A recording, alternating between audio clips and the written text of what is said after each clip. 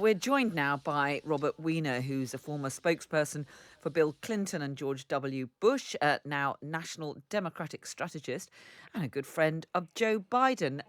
Bob Weiner, thanks a lot for joining us tonight.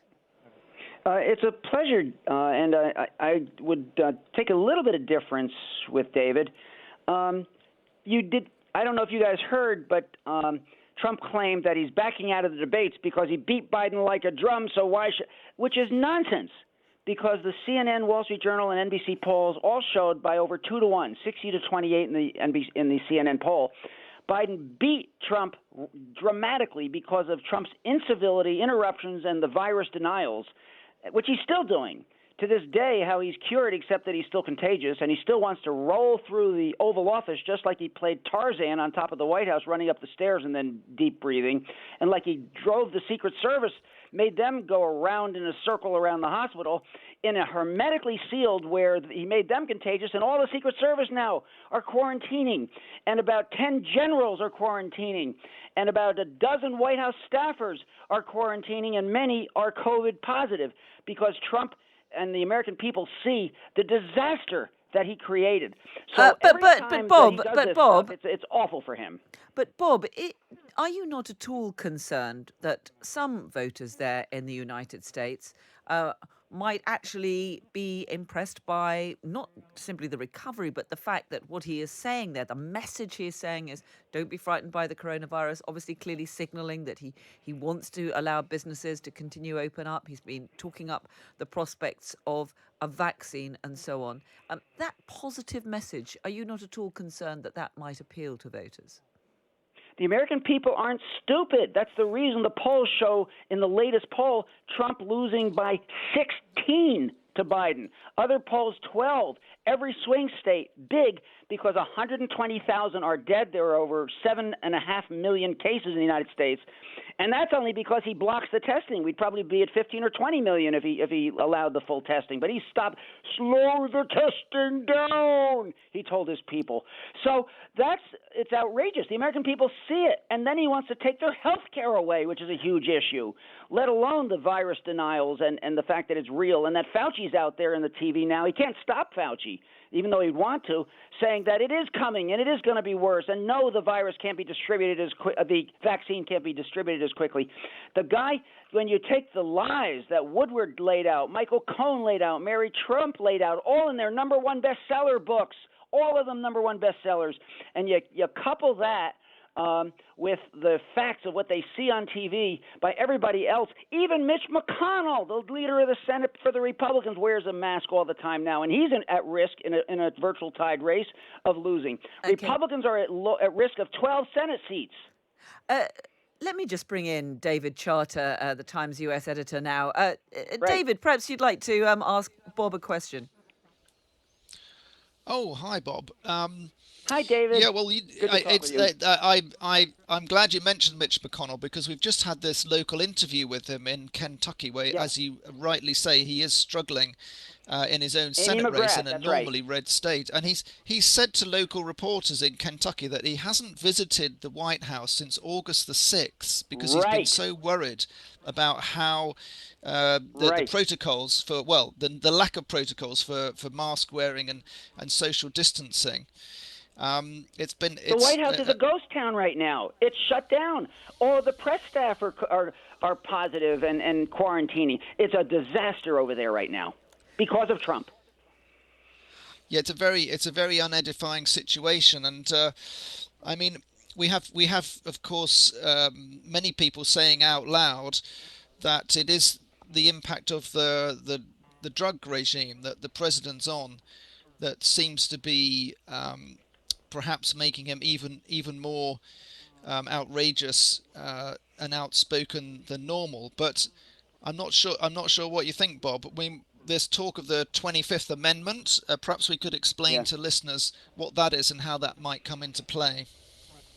Well, it's possible, but I was a spokesman for the White House Drug Office under four-star General Barry McCaffrey, and the steroids that he's taking make you feel like you're Superman. And but he's a nut. He's gone nutty. But his niece said he already was in her book about how psychotic he was.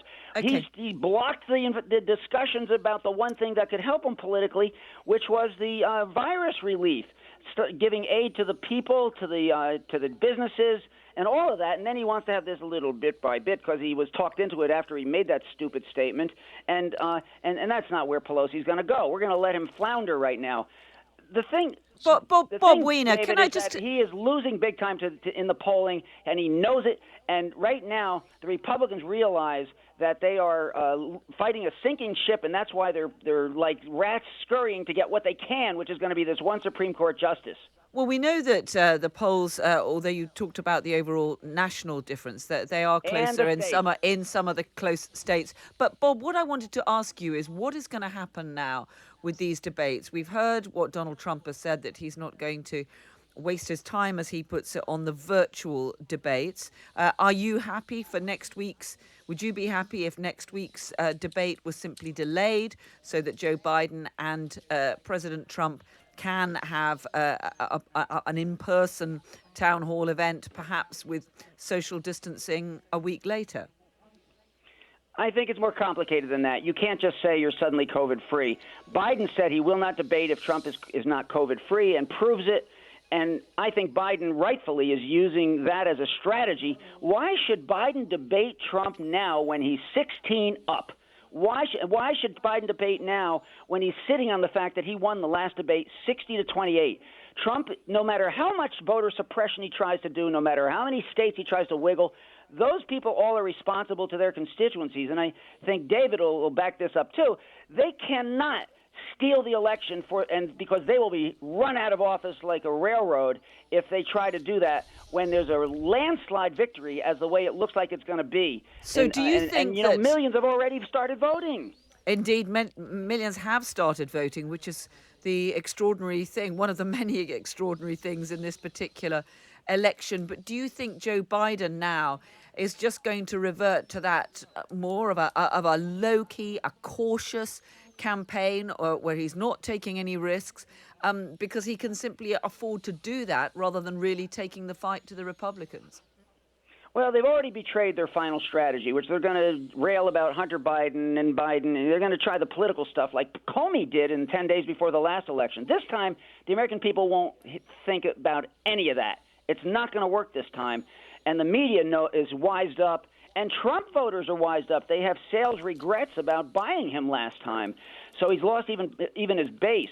This is a remarkable, historic election, but it's not because both sides are volatile. It's because Trump is volatile, and that's what's costing him, and the American people realize it. So I think what the senators from Michigan and other people have said, I think what's going to happen is it's not going to take weeks and months. It's going to take probably about 5 days for the election results to settle in. Trump will try some court cases, but meanwhile, they're not going to go anywhere because they can't move that quickly.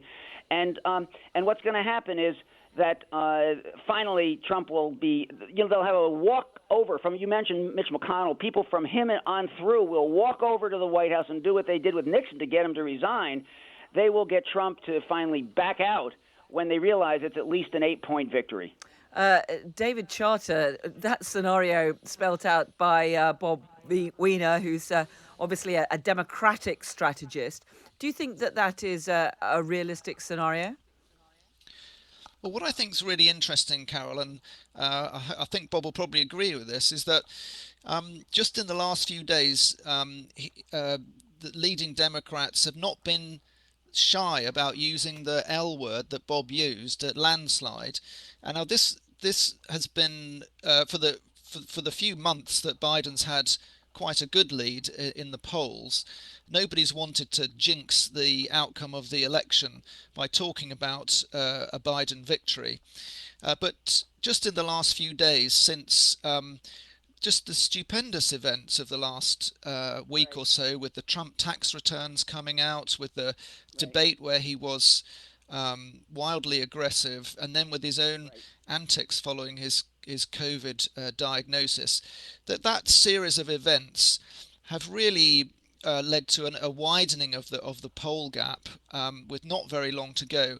And I'm beginning to hear, just as Bob did tonight, the word landslide being bandied around.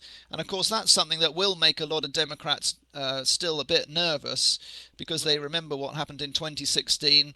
At one point, with 3 or 4 weeks ago, Hillary Clinton was also put 14, 15 points ahead in a couple of polls, and it didn't turn out like that because of the way the votes are counted towards the presidency, which is in an electoral college state by state rather than the overall majority.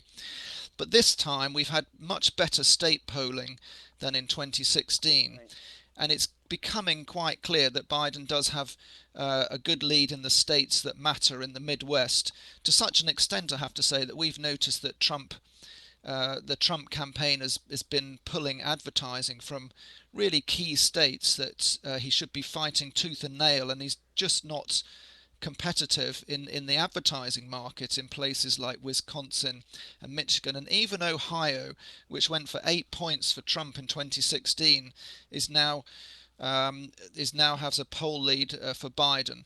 So Okay. as we stand tonight, it does look like a landslide, but there's Yeah. been such a tumultuous election. You just don't know what's going to happen next, Carol. Okay. Well, Bob Weiner, just very briefly, are we heading for a landslide, or are you worried that just like in 2016, the polls could still be wrong?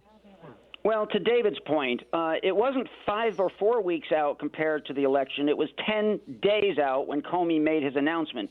And I put it in, I had it in the Des Moines Register. I called it the Comey vote because it was 10 days before that he said he's going to reinvestigate Hillary. And then 3 days before he said, well, not really, because it's all the same stuff we already knew. But it was too late. And there was a 10-point flip in many states, and Robbie Mook went on Chuck Todd Meet the Press and said the same thing I was saying. He said there was a 10-point flip, and Chuck Todd said 10 points, and he showed day before to day after in Wisconsin 10 points from Hillary ahead to Trump ahead by a little bit, tiny bit. And so that's when it flipped. The American people will not fall for that this time. And Trump's trying. You can see it. He's got Durham out there, but Durham may not even come in with his investigation. But he's already trying to say, we're investigating the spying against me, which was justified. James Brennan was on TV today saying it's because of all of his Russia connections and Russia money and the fact that he had these relationships with Putin that were in Okay. quiet rooms and silent. That's why they investigated him. So there was nothing Okay. unjustified about it. Well, Bob Weiner, thank you very much indeed for joining us.